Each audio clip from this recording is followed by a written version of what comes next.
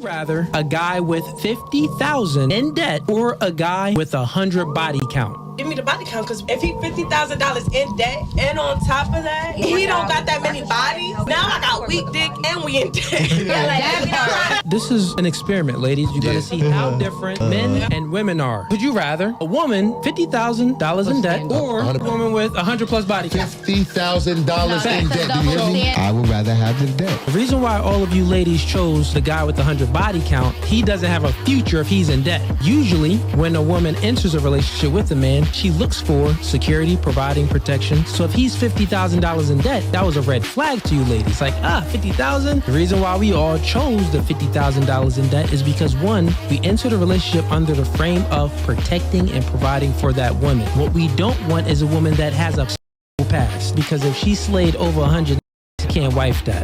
So you took us to a museum for our first date? Yeah, this is a good experience.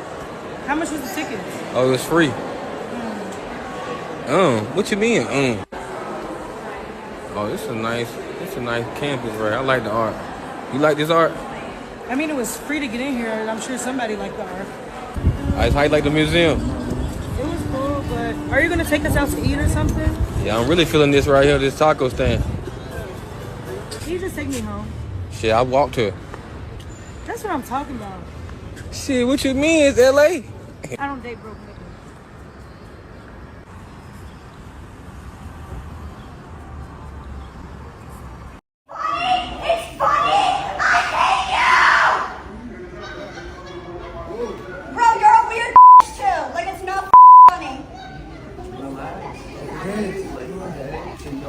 No, you are rushing me to the point of when I really got sick. You good because of you. I hate you. You're a loser. You're a loser.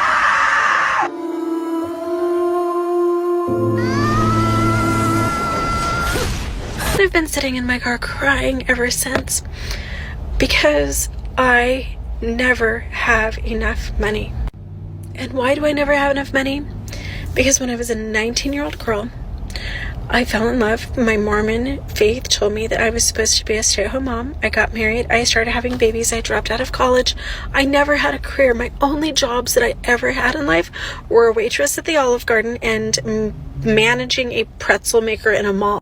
Oh, my first couple years of marriage, I decided that I wanted to be an entrepreneur, so I bought a windshield business. I was 20. And my Mormon stake president reminded me that women weren't supposed to work, so I quit my own business, handed it over to my husband, took my name off of it. I would work our family business throughout the next 24 years of my marriage, but I never got paid. I didn't have a salary. My name wasn't on it. I literally worked for room and board. That's it. I would eventually also launch a custom home building company with my uncle as the architect and my friends as the builder, my designs, my realtor. But again, because my husband was the man, his name was on all of the projects, his name was on the business. I remember one of the last custom homes that I built, we sold it and made about a $260,000 profit. That money all went into his bank account. I didn't even have a bank account. I should have said that in the beginning. Focus on their futures and educations just as much as you focus on your sons. I wish that someone had done that for me. This girl didn't even realize how lucky she is. Just listen to the guy's reaction.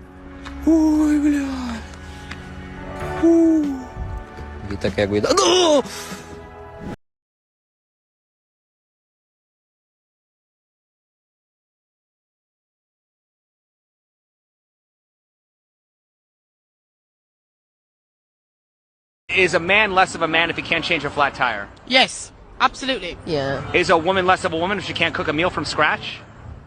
What man is going to look at that and say, you know what? I do need to pay her bills. Ladies, this is what you should ask yourself. What am I bringing to him to ease or make his life better? That's what value is. If you can't answer that question, you don't deserve anything yet. What has that man said in the way that you bring him value? If it's only, let me take you to dinner, let me take you to eat, let me do, why does he want to keep law of reciprocity? What can you do to support that man? And that is the problem with these modern day women. It is all I, me, take. You got to be careful who you give to, because takers don't know when to stop. These people they're ruining this generation. It's literally ruining the generation. And then little girls are glamorizing and fetishizing. I mean, they got Sexy Red as a role model. This a new one. This a brand new one. This is crazy. They kicked all the ladies. They keeping them all out while the dudes get to go in. The women to male ratio out here is nuts. But let's listen. Okay. This is my breakdown from the last few months. This is pathetic. This is absolutely pathetic. You would be better off working at McDonald's. Let's do a breakdown of these numbers. And again, this is somebody who says she posts consistently, has a pretty decent following. You know, I have goals, you know, I do YouTube as well. So yeah, but I have things I want to like accomplish this year as well. So, I feel that. A few moments later. I've been a dancer. I've sold myself for money. I did only. So are you homeless? I am. She says she has sold herself for money. She's danced. She's done all, and she is homeless. It's always women have to look a certain way in order to be chosen. We've been conditioned to compete against each other to be chosen. Yeah. We have to have a certain body. We have to have a certain glow. We have to have a certain look. And I'll just speak in my category because I'm over 50. Once I get to this age, I start to lose that beauty, that youth, right? So the older men will start looking at the younger women, right? However, they're no different than me because they're losing the look, the body starts to go, and it's like, Negro.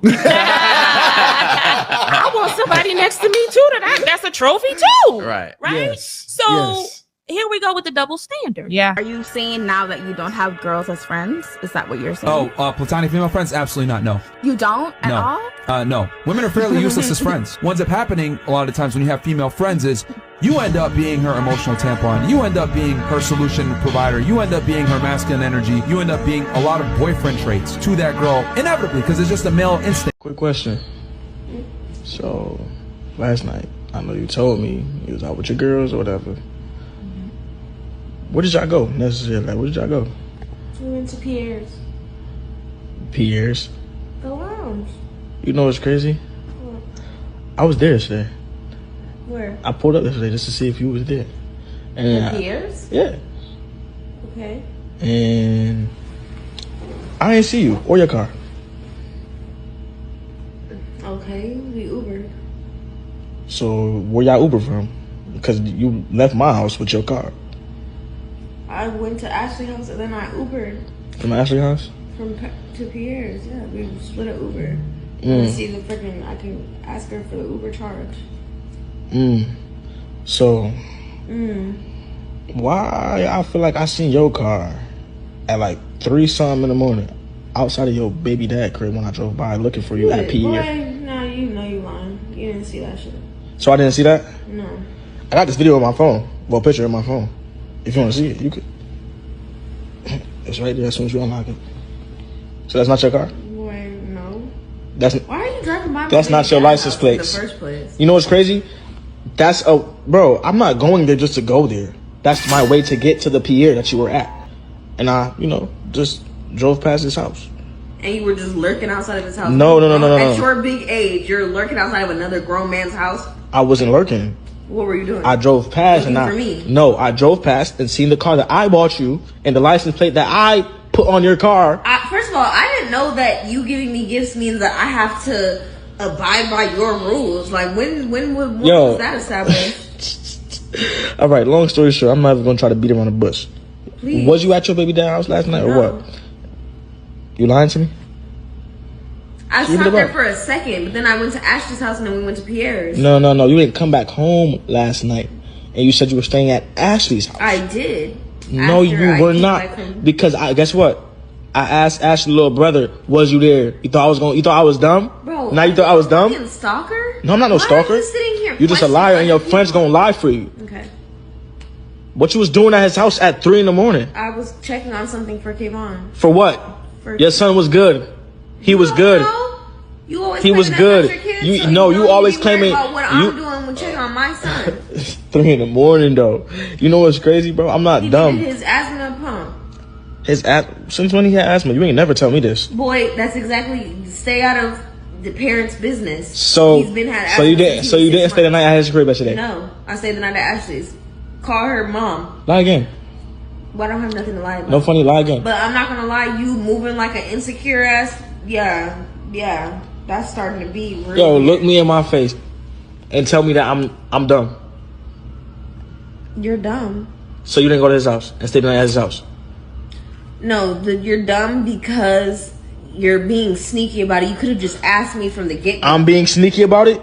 You just clearly lied about the situation. I did. Right. I had to spend the night because then Ashley's car broke down. Ashley's car broke down.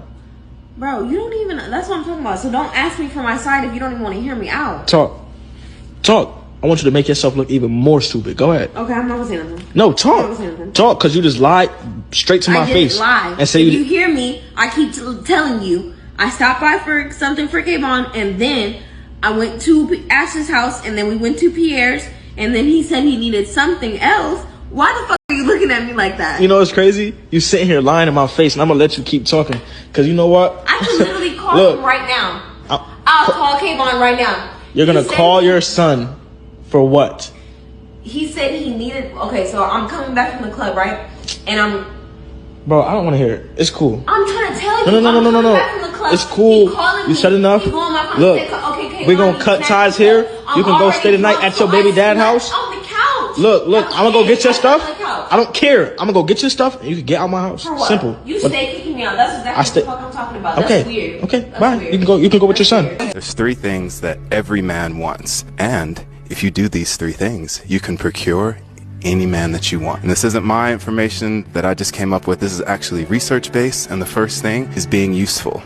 How can you be useful to the person in your life? Why is that important? Because when you are a useful asset, then there is no way that he's ever going to want to get rid of you. The second thing is you have to blow his mind in the bedroom. What does that mean? That means you take the wildest, nastiest thing that you've ever done, figure out the wildest, nastiest thing that he's ever done, and exceed that. Otherwise, he can just get it from somewhere else. Now, the third thing, and this thing is the most important thing. It doesn't matter if you do the first 2 things. If you don't do this last thing, then you won't be able to keep your man, and that is respect. Always respect your man. Now, if you have any confusion as to what respect is, say to yourself, would I say this to the person who is writing my checks?